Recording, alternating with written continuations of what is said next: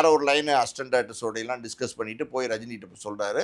அப்ப ரஜினி சொன்ன ஒரு வார்த்தை வந்து சுந்தர் சியை ரொம்ப ஹர்ட் பண்ணிருச்சுக்கிறாங்க. அது என்னன்னா சுந்தர் இது வந்து இந்த ட்ரெண்ட்ல இல்லை அப்படிங்கிற மாதிரி எனக்கு ஒரு ஃபீல் இருக்கு. ட்ரெண்டில் இல்லையோ அப்படின்ற மாதிரி சொல்லியிருக்காரு. சுந்தர்சி கேட்டுக்க ட்ரெண்டில் இல்லைன்னா என்ன சார் அப்படின்னா, இல்லை இல்லை இப்போ நிறைய பேர் அப்படின்னு சொல்லி 1-2 இயக்குனர்கள் பேரை வந்து உதாரணமாக சொன்னதாகவும் சொல்கிறாங்க. ஸோ இதெல்லாம் வந்து ஆல்ரெடி வந்து 35-40 படம் எடுத்த ஒரு எக்ஸ்பீரியன்ஸ்டு ஒரு குவாலிட்டியான ஏற்கனவே பல வெற்றி படங்களை கொடுத்த இயக்குனருக்கு பாதிப்பு மனசளவு வருமா இல்லையா? ஸோ எவ்வளோதான் நீங்கள் சூப்பர் ஸ்டாராக இருந்தாலும் நீங்கள் உங்களுடைய தன்மானம்னு ஒன்று இருக்குல்ல, அது வந்து சுந்தர்சி அந்த பாயிண்டில் ரொம்ப ஹர்ட் ஆகிட்டார். அதாவது வந்து என்ன சொல்கிறாங்க அப்படின்னா, இன்னைக்கு ட்ரெண்டுக்கு அப்படிங்கிற ஒரு வார்த்தை அதான் அதை கரெக்டாக யூஸ் பண்ணியிருக்காரு அப்படிங்கிறாங்க.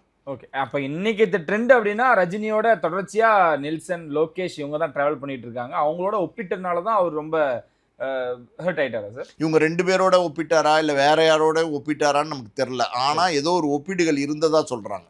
சார் ஒரு 12 வருஷத்துக்கு அப்புறம் வந்த மதகஜ ராஜா பயங்கரமான ஹிட்டு, ப்ரொடியூசர் பெரிய லாபன்றாரு.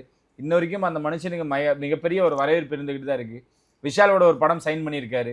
தொடர்ச்சியாக அப்படி இருக்கும் பொழுது நீங்கள் சொன்னதா ஒரு எக்ஸ்பீரியன்ஸான ஒரு இயக்குனரை இப்படி பேசுறது அப்படின்றது ஒரு மன வருத்தப்பட்டு தான் ரொம்ப காயமடைஞ்சு தான் இருக்கும். இல்லை இது ரொம்ப நுணுக்கமாக பார்த்தீங்கன்னா சார், இந்த படத்தில் சுந்தர் சி டைரக்டராக கமிட் பண்ணும்போதே ரஜினிக்கு இதில் உடன்பாடு இல்லைங்கிறது தான் உண்மை.